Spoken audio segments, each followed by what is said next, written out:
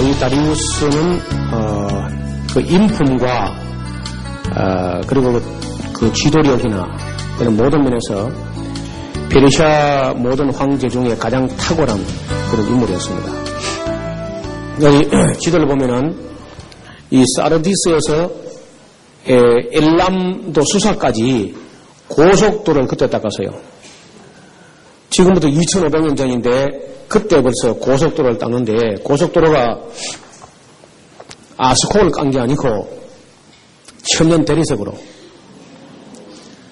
지금도 이 성지순례 가서 보면 군데군데 이 길 흔적이 남아 있습니다. 다리우스가 깔았던 돌이 돌로 포장된 그 고속도로였어요. 그리고 인도로부터 이디오피아까지 전 세계를 다 다스렸는데 127개국을 다스려요. 이 사람이. 127개국을 통치하는데 명실공히 제국이죠. 그리고 그 127개국에 정보원을 다 두었습니다. 중앙정보부를 그때 만들었어요. 그리고 우체국 제도를 만들었습니다. 그때 2500년 전에 벌써 우체국 제도를 만들어가지고 왕의 파발마가 여기서 출발하게 되면은 말을 한번 타고 박차를 가해가지고 막 말이 나중에 너무 달리기 힘들어서 하고 혀를 빼물면은 그쯤에서 말을 다시 다른 말로 갈아타고 갈 수 있도록 그런 속도로 가기 때문에 왕의 명령이 거의 시속 60km. 지금 우리가 버스를 가지고 다시 말해 전자통신이 없을 때 버스를 가지고 이제 공문이 가는 그 속도로 전달됐으니까 대단한 정치력을 발휘한 그런 인물이 이 다리우스 히스타페스 1세야. 이 사람은 이제 우리 성경에 나오는 스룹바벨하고도 아주 절친한 그런 사람이었고요. 또 이스라엘의 아주 그 호혜적인 스룹바벨하고 친구였기 때문에 이스라엘에 대해서 아주 너그러운 그런 관대한 정치를 펼쳤고 제2성전 스룹바벨 성전 지을 때 막대한 자금을 지원하기도 했고 이런 사람입니다. 근데 이 사람이 이제 막강한 정치를 잘 하는데 아내가 아토사라는 아내가 고레스 왕의 딸이에요. 고레스의 딸하고 이제 결혼을 했는데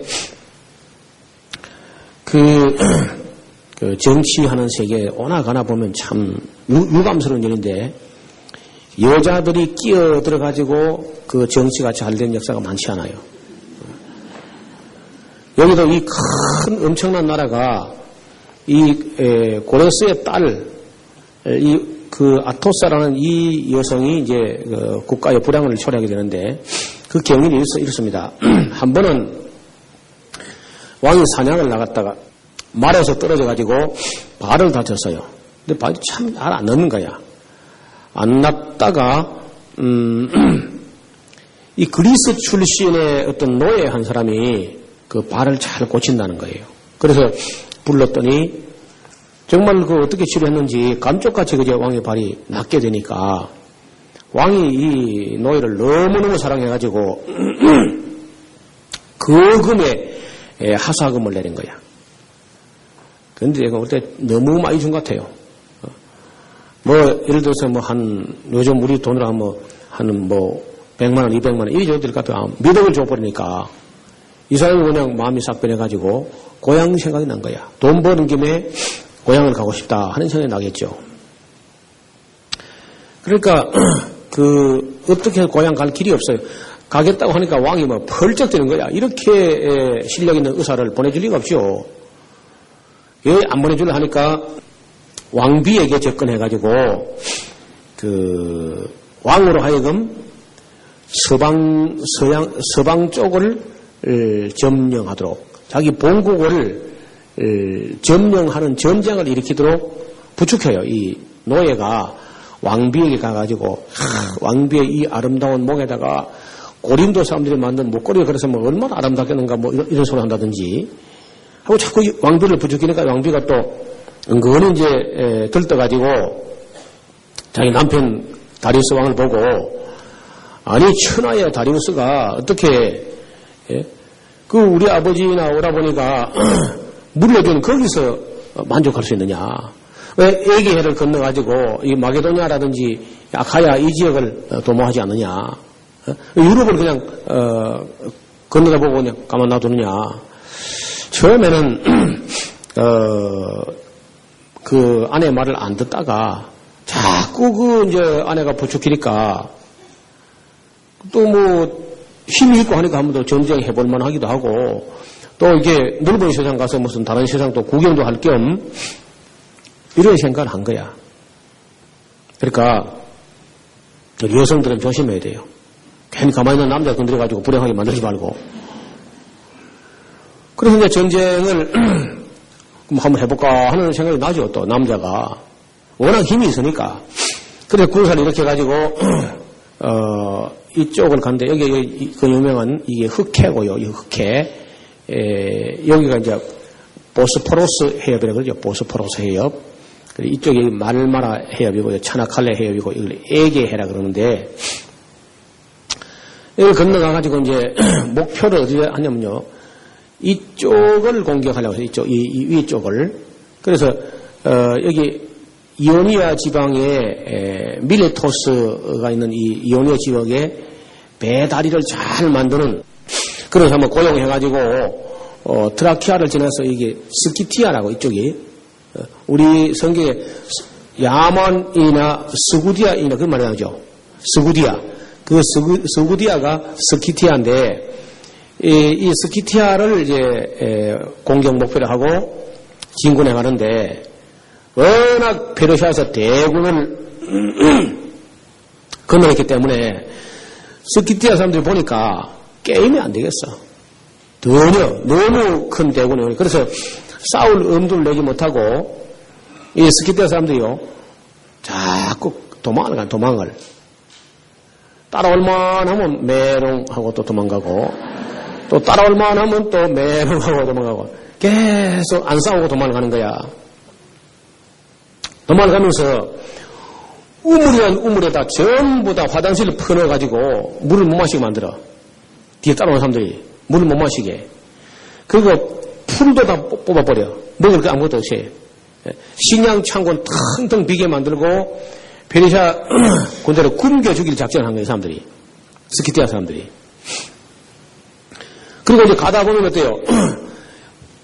모든 길이 가다 보면 길이 갈라지죠? 그래야 안 그래요?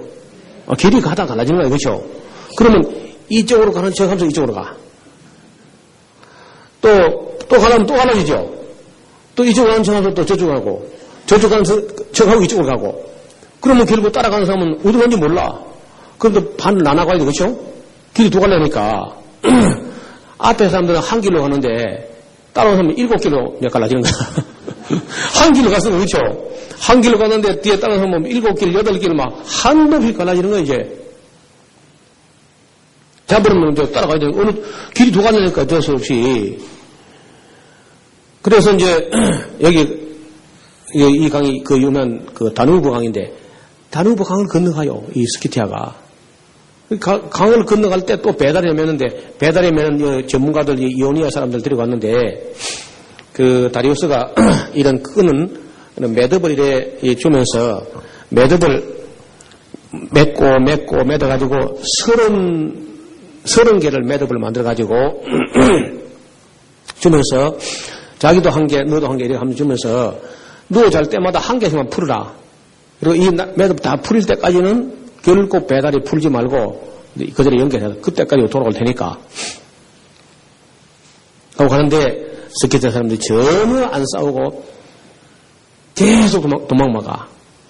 우물에 가서 화장실 퍼놓고 풀도 다 뽑아버리고 식량창고 다 비우고 이쪽으로 가는 척하면 이쪽으로 가버리고 그러면 어떡하라면 또 돌아가는 사람들이가 한 번도 그 큰 군대 여기서 액바탕을 출발해가지고 이 먼 길 가가지고 이렇게 해가지고 걸어서, 응?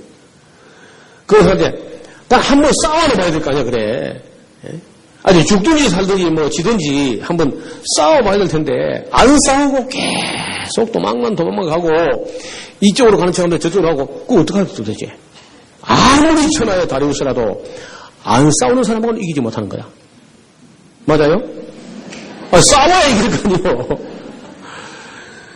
여러분 중국 무술 중에 그 중국 무술이 있는데 무술 중에 최고단장 하는 게 36개야. 뭐요? 도망가는 거, 야야 짹짹 하는 걸 그건 쫄병이 하는 거고 고수는 도망가는 거야. 그렇죠? 고수가 이제 도망을 얼마나 잘하느냐? 그 최고 이제 경지가 막 담을 넘고 막 대나무 이파리를 딛고 막 날아다니고 뭐 이 정도 이제 최고수가 이제 도망 잘 가. 근데 여러분요 싸움을 코피 흘리는 싸움 못하는 사람이고 도망을 잘 가야 고수야. 이제 부부 싸움 나거든요. 반드시 도망을 가야 돼. 싸우지 말고. 그래서 도망을 가니까 결국은 가다가 이제 어느 길을 가지고 도무지 알 수 없어. 길은 계속 갈라지고 먹을 건 없고 그냥 풍토병 걸려서 막 죽고 향수병 걸려 죽고 뭐 사람이 미쳐 죽고 사람들이 그냥 한 번도 안 싸워보고 다리우스 군대가 점점 기력을 잃어버리고 그래서 한번 싸워보도 못하고 패배하고 수많은 병사들이 보고 만신창이가 되어서 회군에 돌아오니까 너무 멀리 따라갔기 때문에 배달을 들반에 풀어버렸어 벌써. 그래서 하루 종일 새로 그 배달을 연결해가지고 돌아왔는데 여러분 이 전쟁도 이 스키티아 전쟁도요 유명한 전쟁입니다. 이거 우리만 모르지 저쪽 사람은 다 아는 사실이야. 그 유명한 스키티아 전쟁 한 번도 안 싸우기 때문에 이길 수 없었다. 이 스키티아 사람들이 나중에 올라가서 러시아 사람들이 됐거든요. 러시아 사람들이 됐는데 그 훗날 나폴레옹 군대가 쳐들어왔을 때 똑같은 방법을 썼어요. 나폴레옹 군대가 왔을 때 안 싸우고 계속 시베리아로 들어가는 거야. 식량 창고 다 텅텅 비우고. 그 옛날에는 자기 조상들이 하던 거예요. 그래도 나폴레옹이 만신창이 패배했잖아. 그래서 이 두 전쟁, 나폴레옹 전쟁하고 다리우스의 이 스키티아 전쟁 두 전쟁이 안 싸우는 사람하고는 이길 수 없었다는 거예요. 유명한 교훈을 남깁니다. 그래서 고레스가 돌아오니까 참 창피하죠. 뭐 싸워보도 못하고 전리품도 하나도 없이 거지같이 해가지고 수많은 병사가 싸워보도 않고 맥빠지게 죽어가지고 돌아오니까 그것도 그 아토사라는 그 고레스의 딸이 또 얼마나 구박했겠네 또. 이거 무슨 전쟁을 그 딸이 안 하고 말이야. 그 다리우스가 그 천하의 다리우스가 자존심이 살대로 상한 거야. 그 전쟁 때문에. 왕실의 근위는 땅에 떨어져 버리고 말이야. 지금 생각만 해도 가슴이 저리죠. 아니 그렇게 많은 먼 길 가가지고 한 번도 싸워보도 못하고 그 흩탕치고 돌아오니 이거 얼마나 기막혀서 돌아와가지고 다리우스도 뭐 자존심도 상할 뿐 아니라 정말 내가 뭐 전쟁을 한 건 해가지고 무슨 건수를 올리든지 해가지고 뭐 왕실 체면을 유지해야지 정말 생각해서 분통을 터지는 거야. 그래서 아내가 또 계속 바가지 긁어대고 하니까 할 수 없이 또 이제 전쟁을 또 준비해요. 어떻든 한번 무슨 싸우든지 뭐 지든지 이기든지 해서 한번 싸웠어. 그래도 무슨 피 냄새를 맡아봐야지 그냥. 그러면서 이제 군사를 이렇게 가지고 이번에는 북쪽으로 갔다가 이제 실패해서 남쪽으로 가요. 건너가가지고. 그리고 이렇게 이제 와서 여기 마라톤 평야. 그게 이제 유명한 마라톤 전쟁이야. 그런데 마라톤 전쟁을 한다고 이게 이제 그리스 배들이 다 오니까 그때 그리스 아테네 군대는 군대도 참 희한한 군대야. 무슨 군대가 민주주의가 무슨 빌어먹을 민주주의인지 한 사람이 일사불란하게 이렇게 지휘가 있는 게 아니고 번갈아 가면서 지휘를 한다는 거야. 한 사람이 오래 지휘가 하는 건 독재라 그래가지고. 그래서 그 다리우스 군대가 아테네에다가 사자를 보내 사신을.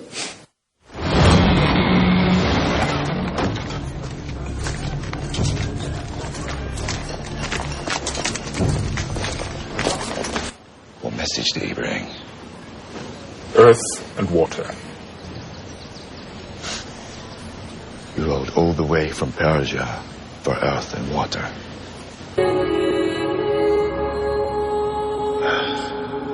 And water.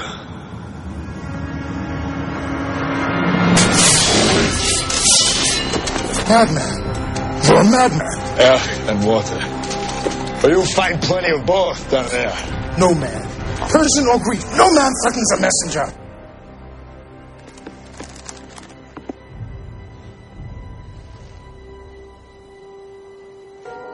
Madness. This is Sparta!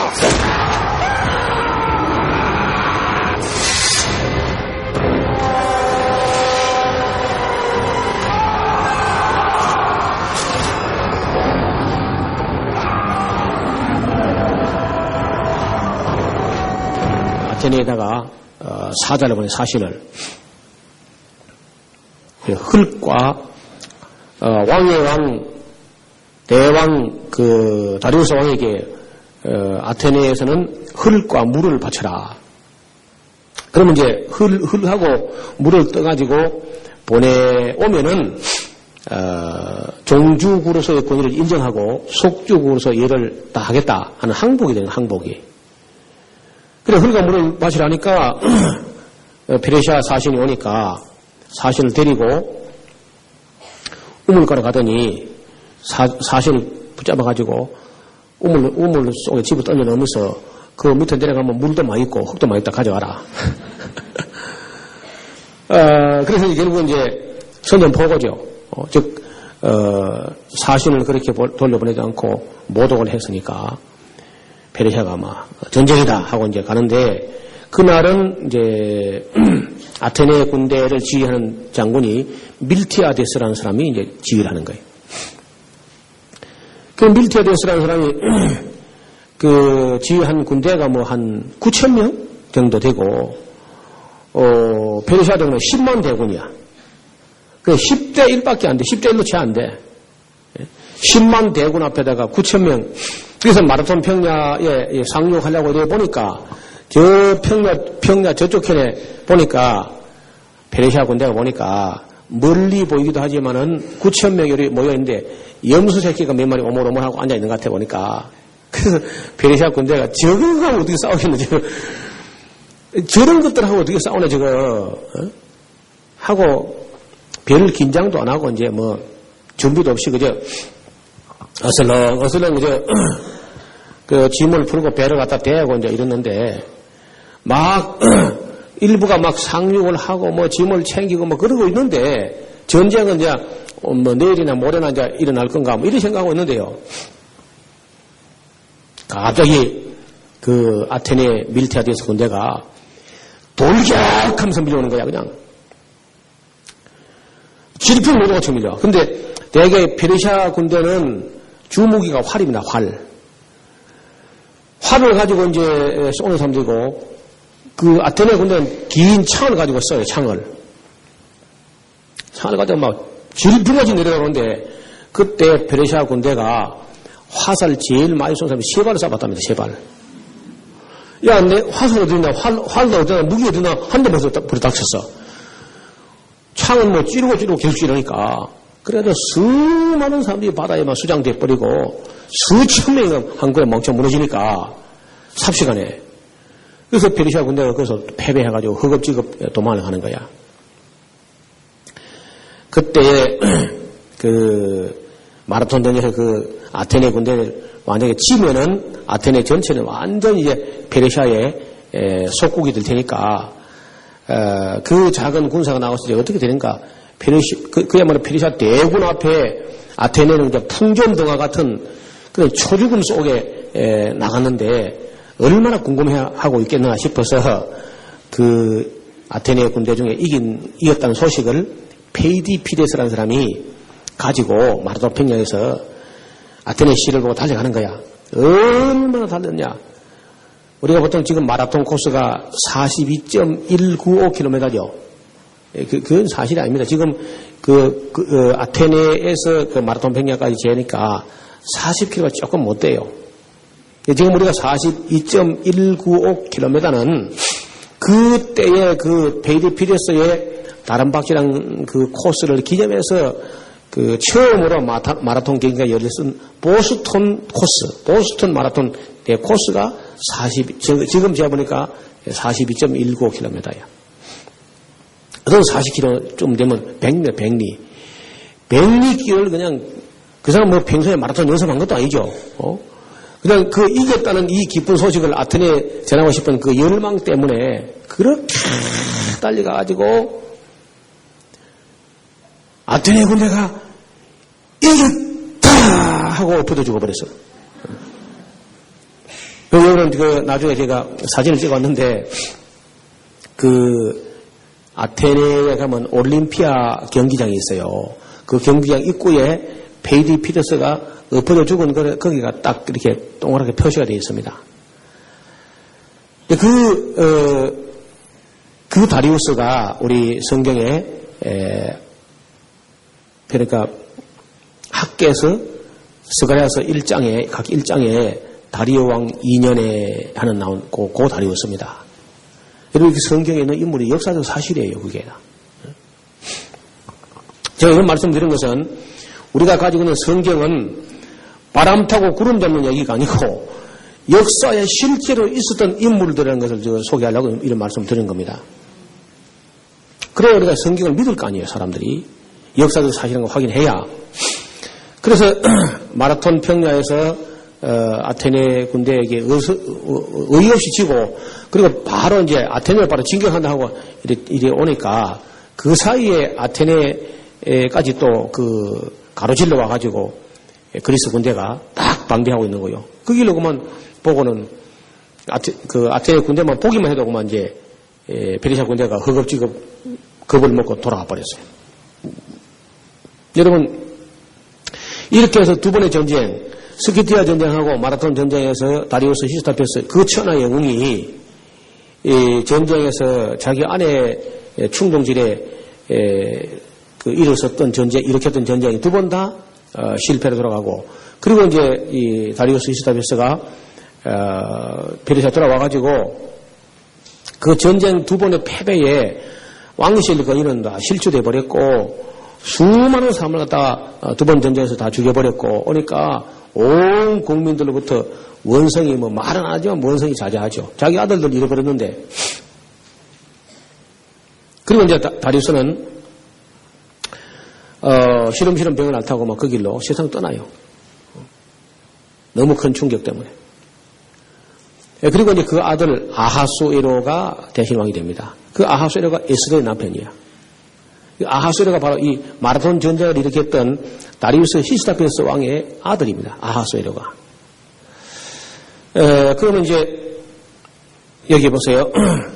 고레스 왕이고 그다음에 캄비세스 2세고 슈도 스메르디스 그리고 다리우스 히스타페스 1세 마라톤 전쟁 일으킨 사람. 그다음에 그 아들 아하수에로가 이제 에스더의 남편이고 그다음에 아닥사스다 1세 롱기마누스 이 사람이 에스라 느헤미야 때의 사람입니다. 에스라 느헤미야를 예루살렘에 보내줬던 그 사람 아닥사스다 1세고요.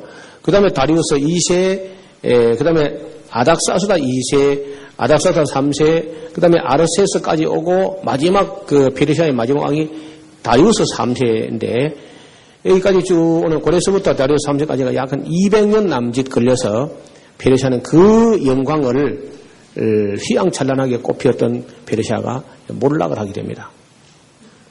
그러니까 이 모든 그 전쟁 때문에 전쟁에서 우리가 그저 덩치만 큰 나라가 뭐 이길 줄 알지만요. 그건 그렇지 않아요. 작은 나라가 큰 나라를 이기는 역사는 얼마든지 있습니다. 아까 우리가 봤지 않습니까? 엘람이 메데 페르시아를 이긴 사건도 그렇잖아요. 그리고 또 이 메데 페르시아 큰 제국을 그리스가 이긴 거라든지 스키티아 전쟁이라든지 월남 전쟁이라든지 청일 전쟁, 노일 전쟁, 아프가니스탄하고 소련 전쟁 전부 작은 나라가 이겼습니다. 역사에. 큰 나라하고 다 이기는 게 아니야. 이렇게 이제 다리우스 3세 때는 어떤 일이 벌어지냐 하면요. 아까 그 마게도니아 쪽에서 페르시아 그 제국이 이 두 번이나 패배한 걸 다 알고 있는 그 마게도냐에서 필리포스라는 사람이 이 자기 조카의 왕위를 찬탈해요. 우리나라 같은 꼭 세조 같은 사람이죠. 자기 조카의 왕위를 찬탈한 사람이 필리포스. 이 필리포스 대왕의 아들이 알렉산더입니다. 그 알렉산더의 아버지 필리포스는 암살을 당합니다. 조카의 왕위를 찬탈하고 암살당하고 그리고 나서 이제 이 알렉산더가 한 약간 20세에 자기 아버지 뒤를 이어서 왕이 되었어요. 왕이 돼가지고 이 알렉산더가 결국 다리우스 3세 페르시아 다리우스 3세를 이제 무찌르게 되고 시대는 이제 알렉산더 시대가 된 거죠. 알렉산더 제국 다시 말하면 이제 헬라 제국으로 넘어가요. 다리우스 3세까지가 끝이고 그다음에 이제 알렉산더가 차지하는 세계 대제국이 헬라 제국으로 이제 넘어가는 거죠. 그런데 이 알렉산더가 동방 원정을 꿈꾸면서 알렉산드리아 드로아스 우리 성경에 보면 사도행전 드로아라고 이제 드로아 그 왜 유두고가 졸다가 떠진 데 있죠.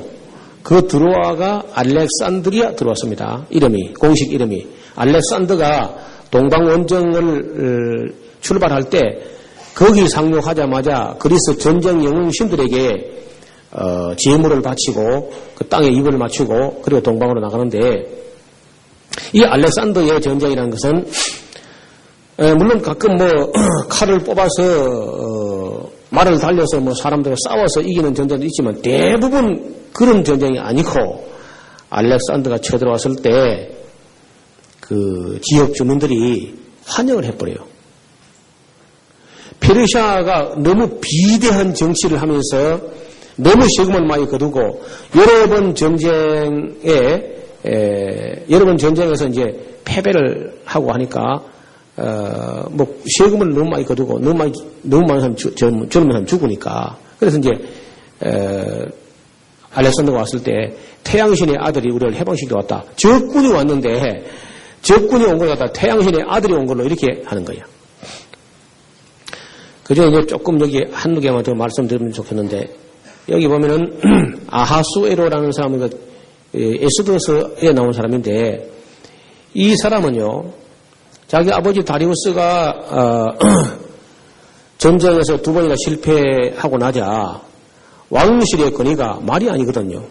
그래서 어떻게든지 무슨 전쟁을 한 건 해가지고 정말 왕실 권위를 회복해야지 이래가지고 안 되겠다 해가지고 이제 이번에는 대군을 일으켜요. 어떤 분은 50만 대군이라고도 하고 어떤 분은 500만 대군이라는데 동그라미 하나 더 붙어있는 게 떠있는지 잘 모르겠어요. 하여튼 뭐 지난번에 한 10만 대군 정도 해가지고 실패했는데 이번에 50만 대군인지 500만 대군인지 그야말로 어마어마한 군사를 일으킵니다. 이 아하수에로가. 그래가지고 이제 그리스를 진격해가요. 여러분 중에 최근에 300인이라고 하는 영화 보신 분 있습니까? 300인. 한 손 들어봐요.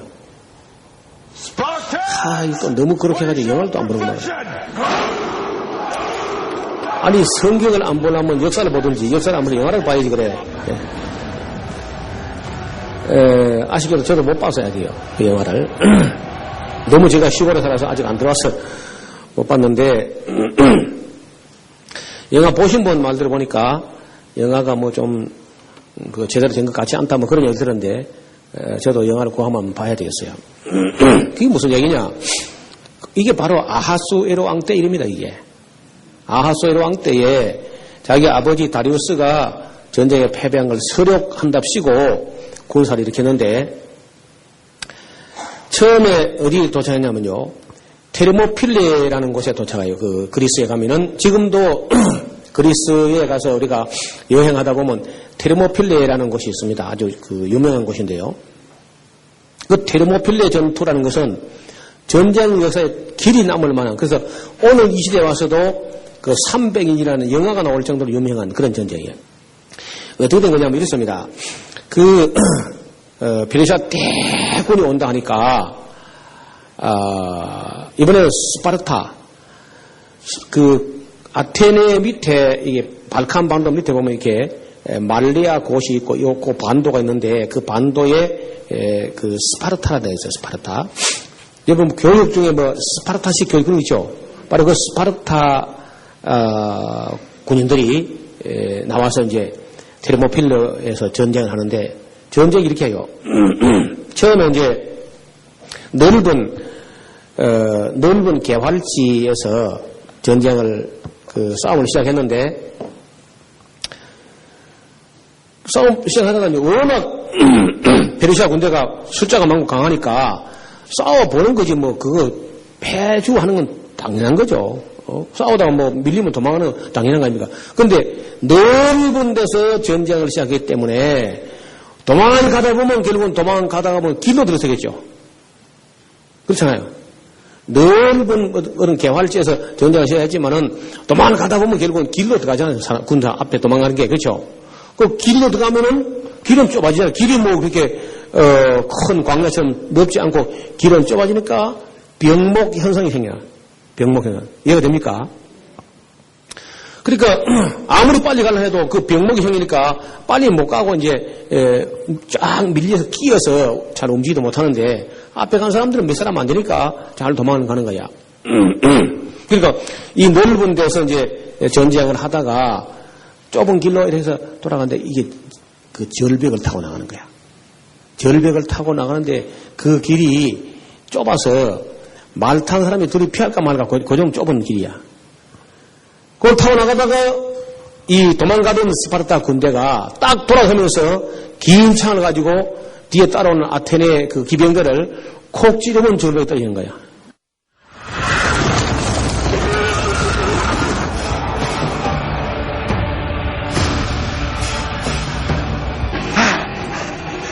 They look thirsty! Well, let's give them something to drink!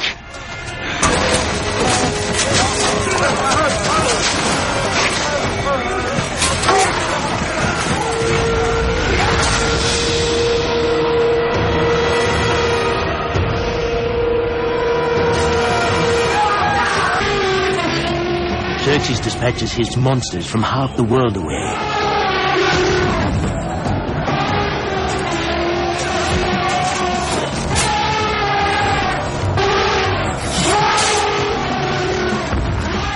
They're clumsy beasts, and the piled Persian dead are slippery.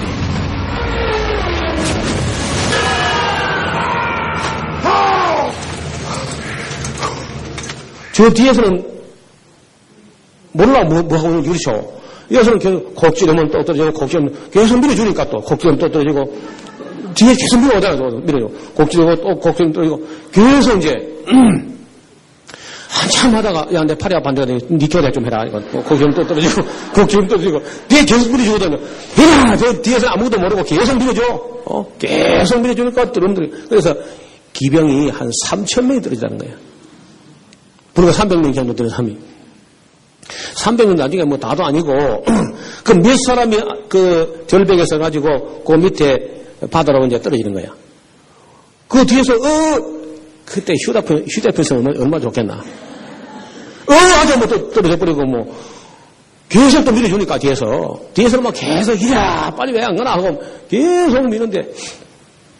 근데 스파르타, 이 어마어마한 대전쟁이 정말 어떻게 될 뻔했는지 모르는데, 그 스파르타 군 중에 하나가 배신자가 있었어. 이 어마어마한 사실을 페르시아 황제에 갖다가 제공하면은 큰 상을 주지 않겠나. 욕심이 결국은 그 스파르타 전쟁을 망치는 거야. 그럼 지금도 계속 할 텐데, 그죠? 그래 가서 페르시아 황제에게 그 얘기를 하니까 비밀통로로 와가지고 이 스파르타 군대가 계밀됩니다. 지금도 그 테르모필레에 가면은 스파르타의 군대가 그 계밀당하면서 거기다 이제 비지석을 세워놨어요. 스파르타인들에게 전해주시오. 우리는 조국을 위해서 끝까지 싸우다 이거 잡는다고 그런 비문이 있습니다. 제가 나중에 사진을 찍어온 거 보여드리겠는데 오래전에 갔다 왔거든요. 그래서 이 테르모필레 전투도 역시 결국은 뭐 숫자적으로 볼 때 게임이 안 되는 숫자지만은 그 지형 지물을 잘 이용해 가지고 어마어마하게 페르시아 군대가 기병대를 거의 다 잃어버릴 정도로 그런 사건입니다. 그러니까 여러분 그 300인이라는 영화를 볼 때도 역사를 알고 보면은 저게 바로 아하수에로가 일으킨 전쟁이다. 우리 성경에 나오는 아하수에로 왕이 자기 아버지 다리우스 전쟁의 패배를 설욕하려고 전쟁을 일으켰다가 저런 일이 벌어졌다 하고 이제 알고 보면 그 흥미가 몇 값을 되는 거야. 또 아는 것만큼 보이는 거죠. 제가 이제 이 부분 책도 써서 냈는데 제가 저 책을 읽어보고 저 설명을 들은 분들이 영화를 본들이 영화가 뭔가 좀 잘 노목사님 여기보다 더 재미없게 됐다는 거야.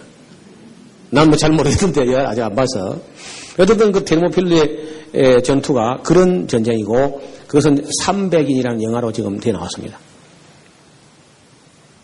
제가 이제 전쟁 얘기를 하는데 아까 처음에 메대와 엘람이 전쟁했다 하는 얘기를 했고 바빌론 성이 무너졌던 얘기를 했죠. 그리고 그 리디아 크로이소스 전쟁을 얘기했죠. 그리고 마사게타의 전쟁 이야기했죠. 그다음에 애국과의 전쟁, 그 아마시스 왕의 그 공주 요구했다가 이제 전쟁 이야기했고요. 그다음에 스키디아 전쟁 아까 얘기했죠. 안 싸우니까 이길 수 없었던 스키디아 전쟁. 오늘 전쟁 여러 번 나는 벌써. 전쟁은 몇 번 한 거야. 그다음에 이제 마라톤 전쟁. 그다음에 테르모필레 전투 방금 얘기했죠. 그러니까 인류 역사가 무슨 역사야? 예, 그야말로 전쟁의 역사, 피해 역사, 전쟁의 역사야. 역사 이야기를 하다 보면 거의 전쟁 이야기는 할 게 없어 별로요.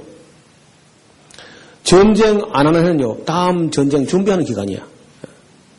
예, 끊임없이 해도 전쟁이죠. 그 다음에 이제 플라타리아 전투라는 것도 비슷한 건데 바다에서 전쟁이 또 벌어져요. 바다에서. 그 그리스하고 페르시아하고. 근데 바다에서 이제 넓은 바다에서 배를 가지고 싸우다가 또 이제 약하니까 수적으로 약세니까 그리스 배가 이제 도망을 가는 거죠. 이리 봐요. 도망을 가는데 가다 보면 역시 그 해협으로 들어간다. 해협으로. 섬과 섬 사이로 좁아진 데로 싹 들어갈 거예요. 그렇죠? 그리고 앞에 도망가서 한 줄로 쭉 빠져 들어가 버린다고. 근데 그 뒤에 가다가 배 한두 척을 갖다가 비워가지고 거기다가 중간에 가다 닻을 줘버린 거야. 그 배 하나 한두 척 서버리면 뒤에 오던 배는 밀려서 끼어가지고 꼼짝을 못하는 거야. 앞에 거는 만 안으로 쏙 들어가 버리고 그 그리스 배는 꼭 끼어가지고 꼼짝을 못해가지고 그랬을 때 이제 보통 화공법을 쓰죠. 화공법을. 뒤로 돌아가지고 불을 던지는, 불화살 쏘는. 그런 식으로 해서 이 플라타리아 전쟁도 또 이제 그 큰 페르시아가 아테네 배에게 또 이제 패배하고요. 마지막으로 이제 살라미스 해전. 이런 그야말로 이제 최후의 결정이 되는데, 아하수에로의 그 함대하고 그리스 함대하고, 워낙 그리스 함대는 바다에 익숙한 사람이고, 이 페르시아는 육지밖에 모르니까 바다에서 뭐 결국은 그 아하수에로의 배들이 살라미스 해전에서 인류 역사상 가장 많은 사람이 죽어서 수장된 전쟁이 이 유명한 살라미스 해전이에요. 여러분 집에 가서 이런 제목만 적어놨다가 메대 전쟁, 신바빌론 전쟁, 리디아 전쟁, 마사게타이족과 전쟁, 애국과의 전쟁, 스키디아 전쟁, 마라톤 전쟁, 테르모필레 전쟁, 플라타리아 전쟁, 살라미스 해전 이런 거 뭐 다 인터넷 검색하면 다 찾을 수 있을 거예요. 이게 전부 다가 신구약 중간사 시대, 신약과 구약 사이에 있었던 그야말로 세계사적 대사건들인데 우리 성경에서 전혀 언급 없이 지나가니까 간격이 뿡 떠 있는 거죠. 그래서 결국은 여기 아하수에로도 이 큰 전쟁에서 패배하면서 페르시아의 국군은 다리우스 시대하고 아하수에로 시대가 절정이었는데 여기서부터 이제 내리막길로 전락하게 되고 아닥사스다 왕 때는 뭐 큰 전쟁 없이 이렇게 지나가는데 다리우스 3세까지 점점 국군이 기울다가 서쪽에 일어난 그 알렉산더에 의해 가지고 결국은 이 페르시아는 몰락을 당하고 지구상에서 사라집니다. 여러분하고 한번 여행을 갈 수 있다면은 꼭 그 이란을 한번 가보시고, 이란. 저는 이란을 한 번밖에 못 갔었는데만은, 어떻든 그 이란이 옛날에 이제 페르시아 땅인데, 그 페르시아의 그 영광이 지금은 뭐 많이 퇴색하고, 퇴색해도 놀랍습니다. 가서 그 페르시아의 그 건물들, 유적들 가서 보면은요, 그 규모가 그야말로 우리 상상을 초월하는 거예요. 서양 사람들이, 이 서구 사람들이, 그 옛날 페르시아를 점령해서 파괴하러 왔다가 너무 아름다워서 파괴를 못해요. 너무 아름다워하죠.